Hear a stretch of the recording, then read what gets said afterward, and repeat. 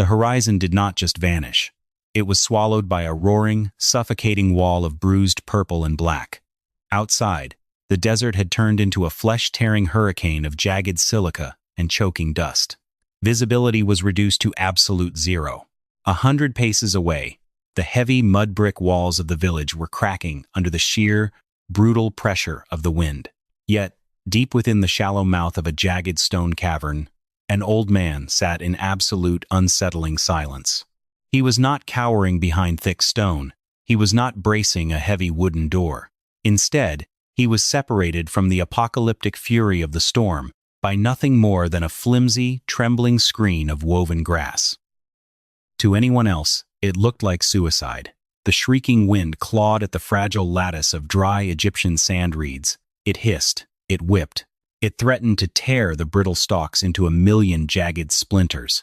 But Tariq merely closed his eyes, listening to the bizarre, rhythmic breathing of his makeshift wall.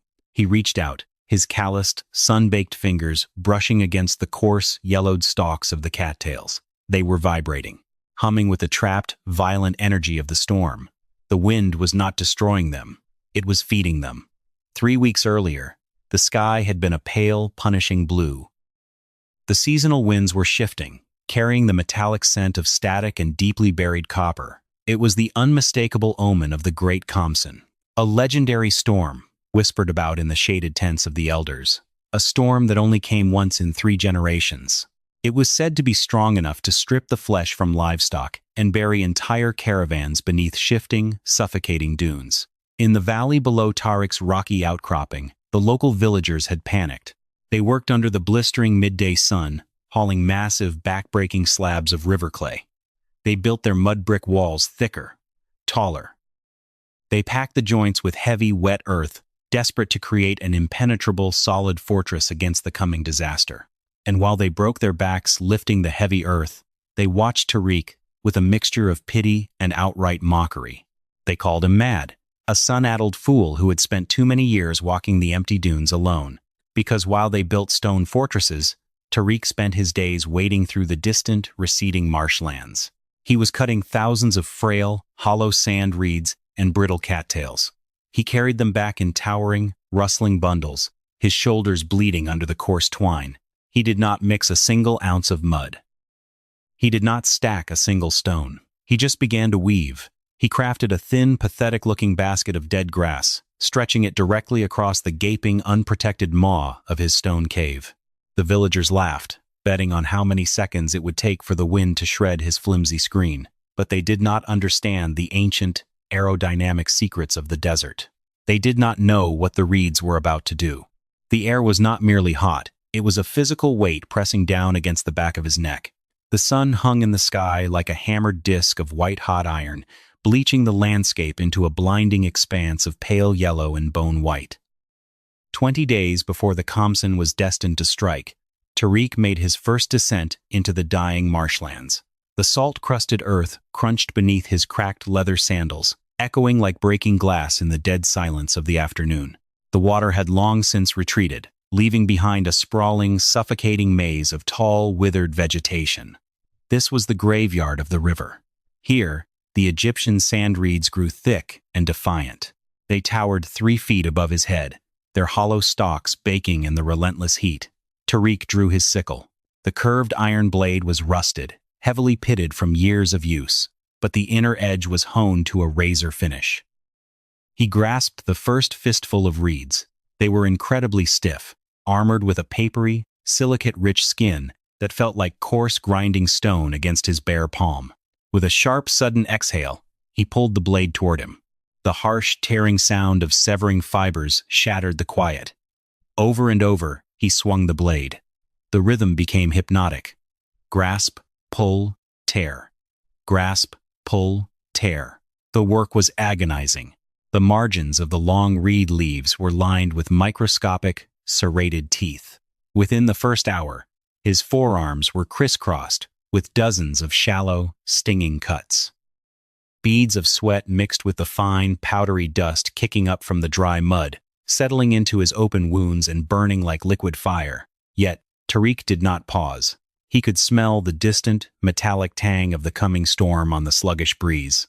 The sky at the far edge of the horizon was already taking on a sickly, bruised yellowish tint. The clock was ticking. He gathered the fallen stalks, organizing them not randomly, but with a precise, calculated obsession. He separated the thick, woody stems of the mature sand reeds from the softer, densely packed heads of the wild cattails. Each material had a distinct, vital purpose for the survival physics he was about to weaponize. He bound the first massive bundle together using thick cords of braided hemp. The bundle was the size of a small man, incredibly bulky, awkward, and stubbornly rigid. When he hoisted it onto his back, the coarse stalks bit viciously into his bare shoulder. The journey back to his cave was a vertical, torturous ascent. The jagged rocks of the cliff face radiated trapped thermal heat, baking the soles of his feet through his thin sandals. Every step sent a jolt of dull, throbbing pain up his shins. As he navigated the narrow, precarious switchbacks, the villagers working in the valley below would stop to watch him. They were knee-deep in gray, suffocating mud, packing their heavy clay bricks into solid, immovable walls. They pointed at the frail old man struggling under a mountain of dead grass. Their laughter drifted up on the hot thermal currents, a faint, mocking chorus. To them, weight meant safety. Density meant survival. A solid wall of hardened earth was the only logical defense against a wind that could strip a camel to the bone. They did not realize that a solid wall is a rigid target. A solid wall forces the howling wind to hit it with its maximum undivided kinetic energy. Tariq knew what the forgotten elders had known thousands of years ago. You do not stop the desert by fighting it with a rigid fist. You survive the desert by forcing it to exhaust itself. He reached the mouth of his cave, dumping the massive bundle of reeds onto the dusty stone floor with a dry, hollow clatter. He stood in the cool shadow of the cavern, gasping for air, his chest heaving with every ragged breath. He looked out at the bruised horizon, then down at his trembling, bloodied hands. This was only the first bundle. He would need 100 more. The sun began to dip below the jagged peaks, painting the desert floor in long, sinister shadows. Tomorrow, the harvest would begin again. The grueling, silent war of preparation was only just beginning. The true genius of the ancient method lay not in the individual stalks, but in the deliberate, microscopic geometry of the weave. By the 10th day of preparation, Tariq's cavern resembled a chaotic weaver's workshop. The air inside smelled deeply of dried chlorophyll, bitter sap, and the sharp alkaline scent of the dust on his skin.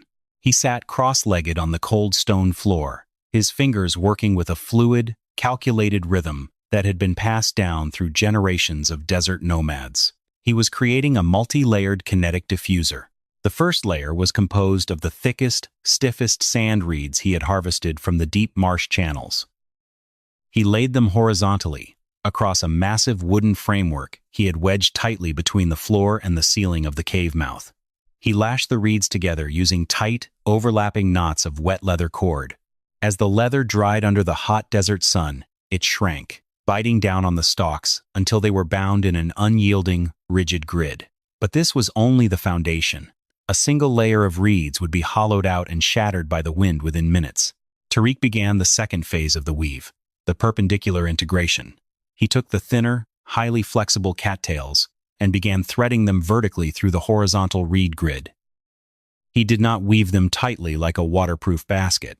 Instead, he purposely left precise, fractional gaps between the fibers.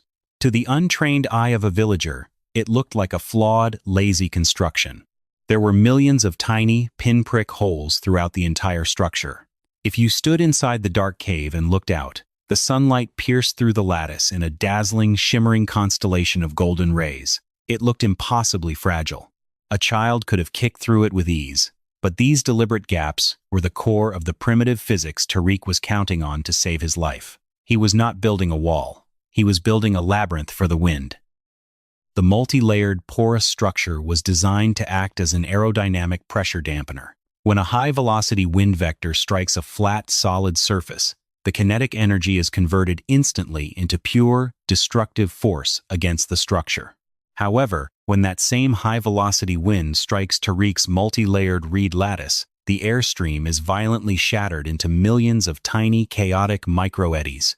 The wind enters the first layer at full speed. but as it forces its way through the intricate, offset gaps of the second and third layers, the air molecules collide with one another. The energy is dissipated through friction, bleeding off into the porous material. The velocity drops precipitously.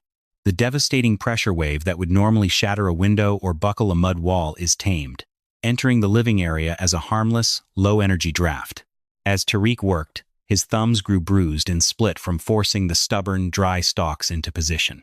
The rough silicate coating of the sand reeds acted like coarse sandpaper, wearing down his skin until his fingertips bled, leaving dark, crimson smudges along the golden fibers of the wall. He did not stop to tend to his hands.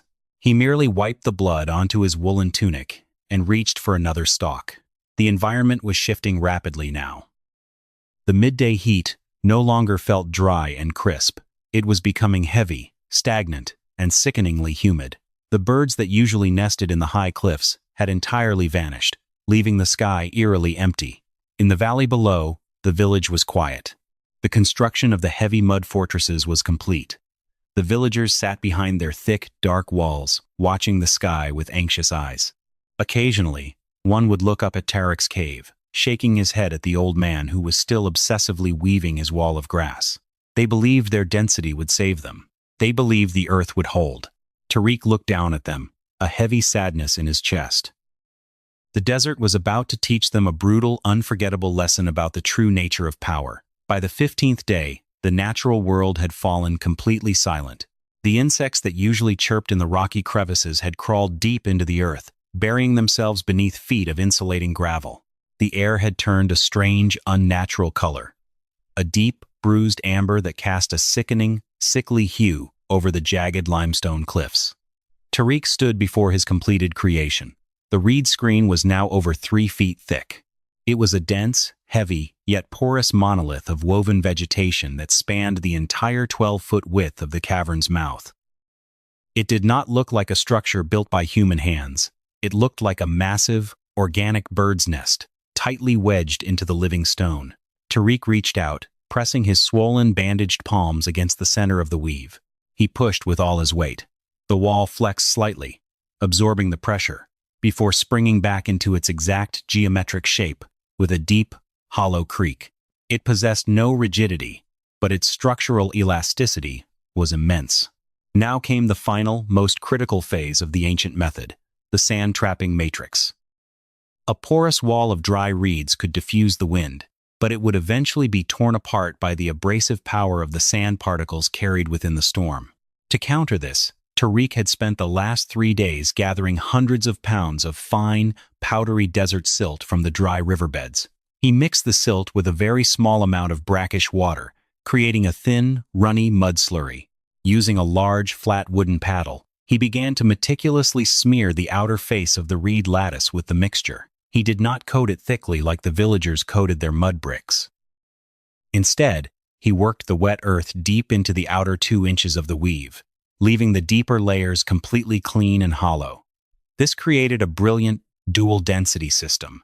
The outer, mud-dampened layer of reeds would act as a kinetic trap.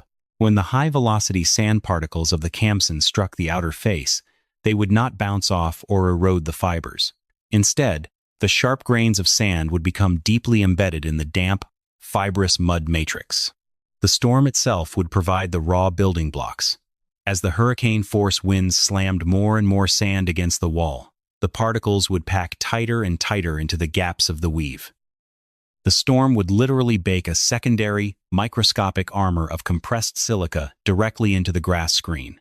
The longer the storm raged, the denser and more impenetrable the outer skin of the wall would become, while the dry, hollow inner layers would continue to safely diffuse the air pressure. As the sun began to dip below the horizon, the first true warning sign of the disaster arrived. It was not a sound, but a sudden, violent drop in temperature. Within less than 10 minutes, the stagnant heat evaporated, replaced by a bone-chilling, icy draft that rushed down from the high plateaus. The amber sky turned instantly to a pitch-black, starless void. In the distance, a low, guttural vibration shook the bedrock, a sound like 1,000 heavy timber carts rolling over a wooden bridge. The Khamsin had awakened. Tariq retreated deep into the belly of his cave, lighting a small, single oil lamp. The tiny flame flickered wildly as the first erratic tendrils of the storm began to test the perimeter of his woven barrier. He sat down on his wool mat, pulling his heavy cloak tight around his shoulders. The time for labor was over. The physical test of his ancient survival physics was about to begin, and there was no turning back. The wait was infinitely worse than the agonizing labor. Inside the belly of the cave, the silence was terrifyingly heavy. The tiny, fragile flame of the single oil lamp cast long, distorted, monstrous shadows across the jagged limestone ceiling. Tariq sat perfectly still, watching the amber light dance. It flickered wildly, violently swaying from side to side. This was not from a direct draft. It was from the rapid, erratic, invisible fluctuations in the atmospheric pressure. His ears popped with a sharp, painful click. A deep, uncomfortable pressure built steadily behind his eyes. The barometer of the desert was plummeting faster than a stone dropped into a bottomless well. The temperature continued its aggressive dive. The sweat that had soaked deep into the fibers of his coarse woolen tunic during the blistering day now froze into a stiff, icy crust against his skin. It sent violent, uncontrollable shivers racing down his spine. He pulled his knees tightly to his chest. He rubbed his raw, bandaged hands together, desperately seeking a friction-born warmth that simply did not exist. The stagnant air now smelled strongly of raw ozone. It tasted of crushed iron, ancient salt, and dead leaves. Outside, the low, guttural vibration grew exponentially louder. It was no longer a distant, ominous rumble on the horizon. It was a massive, physical entity, crawling steadily up the sheer face of the mountain. The solid bedrock beneath Tariq's bare feet began to hum with a terrifying, rhythmic thrum. Loose, jagged pebbles scattered across the cave floor began to vibrate. They skittered blindly in the dim light, clinking against one another like chattering, nervous teeth. He looked toward the wide mouth of the cave. His massive, 3-foot-thick barricade of woven sand reeds stood in silent defiance. The outer layer of damp river silt had already dried under the shifting winds into a stiff, coarse gray crust. The thick, raw leather cords holding the massive wooden frame in place began to creak. A long, agonizing groan of stretching fiber echoed sharply in the confined, claustrophobic space. The true wind had not yet arrived, but the massive, invisible pressure wave preceding the storm was already pushing relentlessly against the mountain. Down in the valley, the villagers would be huddled in absolute, suffocating darkness. Their heavy wooden doors bolted shut with iron. Their thick mud brick walls rigidly, stubbornly defying the shifting atmosphere. Tariq closed his eyes tightly. He focused entirely on the harsh rhythm of his breathing.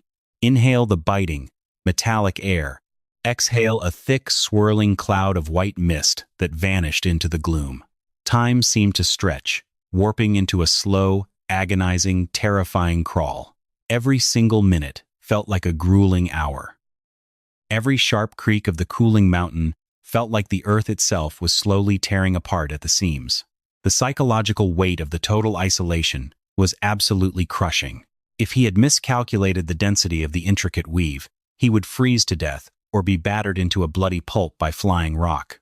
If the leather cords had dried too brittle, the wooden frame would snap, and the hurricane force vacuum would suck him out of the cave like a withered, dry leaf. He blindly traced the thick, raised scars on his knuckles.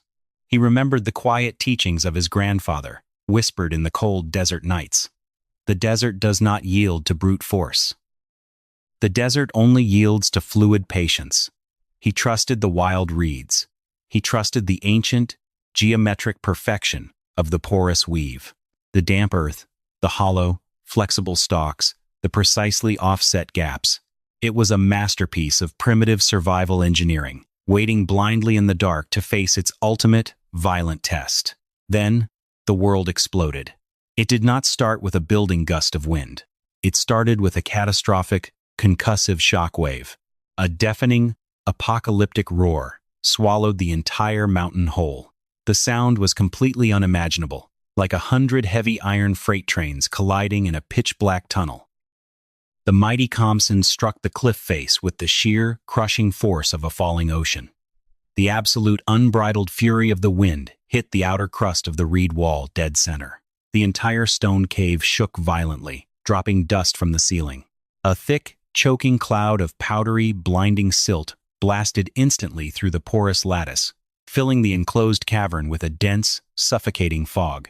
Tariq threw his heavy woolen arms over his face, coughing violently as the abrasive, sharp dust coated his throat and lungs.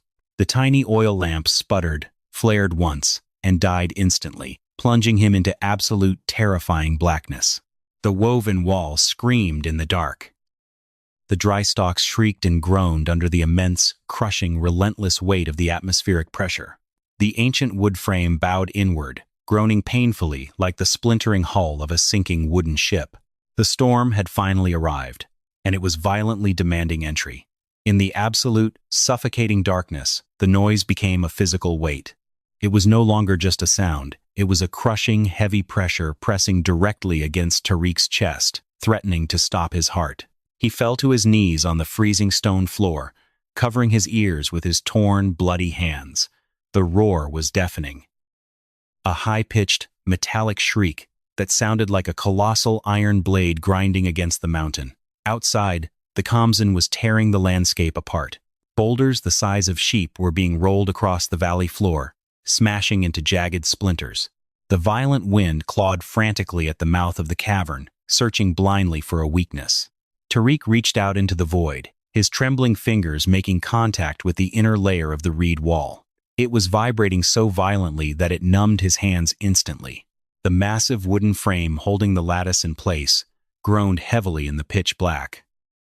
The thick, braided leather straps stretched painfully tight, vibrating like plucked bowstrings under thousands of pounds of invisible, crushing atmospheric pressure. The entire structure bowed inward, flexing a terrifying 5 inches toward his face. But it did not shatter. It did not break. The incredible, natural elasticity of the green wood and the dry stalks absorbed the catastrophic impact. It bent deeply, refusing to offer the wind the rigid resistance it needed to destroy it. As the first hour of the apocalypse ground on, the invisible physics of the ancient weave began to execute their brilliant, life-saving mechanism. Outside, the air was moving at over 100 miles an hour, forming a solid, destructive wall of pure kinetic energy. If Tariq had built a thick mud wall, the wind would have slammed into it abruptly, creating a massive, highly destructive pocket of low pressure inside the cave. That pressure drop would have sucked the breath right from his lungs and eventually blown the heavy wall inward like a fragmented explosive. But the grass wall was not solid. It was a deliberate, perfectly designed porous trap. As the sheer, devastating force of the wind slammed into the outer face of the reeds, it found thousands of tiny, microscopic gaps. The wind was forced to enter. But as it pushed through the first, tightly bound layer of stiff stalks, the single, unified blast of air was violently shattered. It broke apart into millions of tiny, chaotic microstreams. These fragmented streams tumbled forward into the second, offset layer of the soft cattails. They crashed into the fibers. They spun rapidly in circles, creating miniature, harmless vortexes deep within the thickness of the wall. The hostile, raging energy of the Khamsin was being systematically devoured by simple friction. The violently moving air molecules rubbed furiously against the coarse, dry skins of the woven grass. They collided constantly with one another inside the hollow chambers of the stems. By the time the air forced its way through the 3-foot thickness of the labyrinth, 99% of its destructive velocity had been bled away, swallowed entirely by the staggering surface area of the fibers. Inside the cave, Tariq did not feel a hurricane. He lowered his aching arms from his face. The choking dust cloud had finally settled. He held his bare, trembling hand up to the inner face of the lattice. A cool, gentle, steady breeze brushed softly against his warm skin.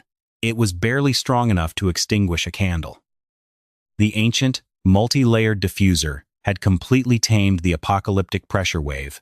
He was breathing easily, deeply, inside an aerodynamically perfect pocket of calm, while mere inches away, the sky was tearing the earth to shreds.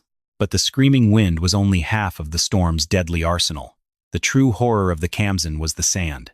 Millions of tons of microscopic, razor-sharp silica stones suspended in the roaring air, acting like an endless, abrasive grinding wheel. Normally, This flying grit would sandblast a heavy wooden door into useless splinters or erode a solid rock face in hours. But Tariq had thoroughly prepared for the grit. He had coated the outer layer in wet, sticky river silt. Out in the roaring void, the high-velocity sand slammed into the damp outer face of the lattice. It did not bounce off. It did not erode the delicate fibers. Instead, the abrasive particles drove themselves deep into the sticky, fibrous mud matrix. The storm was actively feeding the wall. Every single minute, thousands of pounds of fresh, fine sand were being violently compacted into the tiny crevices of the outer weave by the immense pressure of the wind. The Khamsin was acting as an invisible, tireless stonemason. It was taking the very weapons meant to destroy Tariq and using them to bake a solid, impenetrable shell directly onto the reeds. As the long night deepened into a frozen, shrieking hell, the outer skin of the reed wall transformed entirely. The wet mud and the pulverized silica were compressed together so tightly by the hurricane-force winds that they formed a thick, concrete-like carapace. The fragile, pathetic screen of dead grass had literally armored itself. The longer the violent storm raged, the thicker and heavier the natural sand shield became. Inside the cave, the temperature began to slowly, mercifully stabilize. The gentle, diffused air passing through the thick, insulating layers of dead space warmed slightly from Tariq's own radiating body heat. He wrapped his thick wool cloak tighter around his shoulders, leaning his tired, aching back against the solid stone of the cavern. He closed his heavy eyes, listening to the muffled, distant roar of the storm, entirely insulated from its terrifying wrath. Down in the deep valley, however, a completely different, horrifying reality was rapidly unfolding. The villagers huddled blindly behind their massive, rigid, heavy mud brick walls. They had trusted in sheer weight. They had placed all their faith in solid, immovable density. But they did not understand the invisible, terrifying laws of the wind. As the hurricane slammed into their flat, stubborn fortresses, the air had absolutely nowhere to go. It could not pass through. It could not safely diffuse. Instead, it accelerated violently around the sharp corners of their homes, creating a massive, invisible, and catastrophic vacuum directly behind the structures. The atmospheric pressure differential rapidly became unbearable. The rigid clay could not flex. It could not absorb the devastating shock. Suddenly, with a loud, sickening crack that echoed sharply over the roaring wind, the thick wall of the elder's house buckled sharply inward. The heavy, flat wooden roof, pulled upward by the immense vacuum above, ripped violently from its heavy moorings and vanished instantly into the black sky. Frantic, terrified screams were instantly swallowed by the shrieking wind as chunks of heavy, hardened clay collapsed into the living spaces, exposing the vulnerable villagers to the blinding, flesh-tearing grit of the storm. Their solid walls, built with back-breaking labor and blind, arrogant confidence, had suddenly become rigid, fragile traps. By trying to fight the sheer, raw power of the desert with stubborn, unyielding resistance, they had ultimately lost. They were forced to blindly seek desperate shelter in the shallow irrigation ditches, wrapped tightly in thin blankets, as their heavy fortresses crumbled into dust around them. High above them, nestled safely in the jagged, rocky cliffs, the old man they had so openly mocked as a madman sat perfectly untouched in the dark. His flimsy, pathetic wall of woven marsh grass and cattails stood proudly defiant. It had not merely survived the fierce apocalypse. It had used the very kinetic energy of the storm to silently forge its own impenetrable armor, standing as a quiet, brilliant testament to the forgotten, rustic physics of the ancient world. When the morning finally broke, the world was completely unrecognizable. The deafening, apocalyptic roar that had tortured the jagged mountain for 3 days and 3 agonizing nights simply vanished. It was replaced by a heavy, ringing, absolute silence. Inside the dark, cool belly of the cavern, Tariq opened his heavy eyes.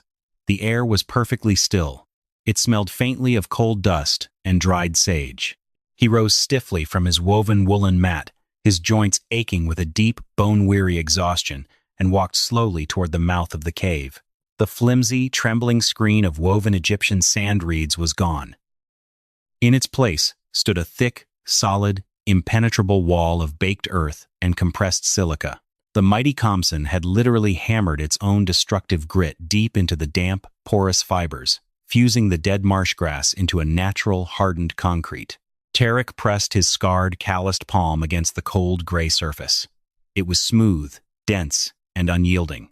The desert had built his fortress for him. With a sharp kick of his leather sandal, he shattered the dried mud sealing the edge of the heavy wooden frame and slowly pushed the barricade outward. The blinding, pale sunlight flooded the dark cavern. The valley below was a graveyard of broken pride. The massive, thick, mud-brick fortresses that the villagers had poured their sweat and arrogance into lay completely devastated. Heavy wooden roofs had been violently ripped from their moorings, scattered like broken splinters across the shifting dunes. Thick clay walls had buckled under the immense, crushing atmospheric vacuum, burying their secure homes beneath tons of suffocating debris. They had fought the sheer, raw power of the desert with stubborn, blind density, and the desert had crushed them without a second thought. Tariq looked down at the ruin, his heart heavy with a quiet, sorrowful pity. Our ancestors understood a fundamental, undeniable truth that modern man has violently erased from his memory. You cannot dominate nature through sheer brute force. You cannot beat the wind into submission. True survival is not about building a heavier wall. It is about understanding the delicate, invisible physics of the world around you. It is about yielding, adapting, and turning the devastating energy of a disaster against itself. The ancient nomads did not have steel, concrete, or advanced mathematics, but they possessed a profound, intimate genius that kept them alive in the most hostile environments on the face of the earth. They listened to the shifting winds. They studied the hollow elasticity of a fragile reed. They understood the mechanics of life and death, written in the very dust they walked upon. Today, we sit behind walls of glass and steel, entirely disconnected from the raw, beating heart of the natural world, assuming we have outgrown the rustic, primitive science of the past. But when the skies darken and the great storms return to reclaim the earth, our rigid monuments will crack, just like the heavy mud bricks of the valley. If you want to uncover more of these lost, brilliant secrets of ancient physics, and rediscover the forgotten survival intelligence of those who walked the earth long before us, subscribe to this channel. The past is not primitive. The past is the only map we have for the storms that are yet to come.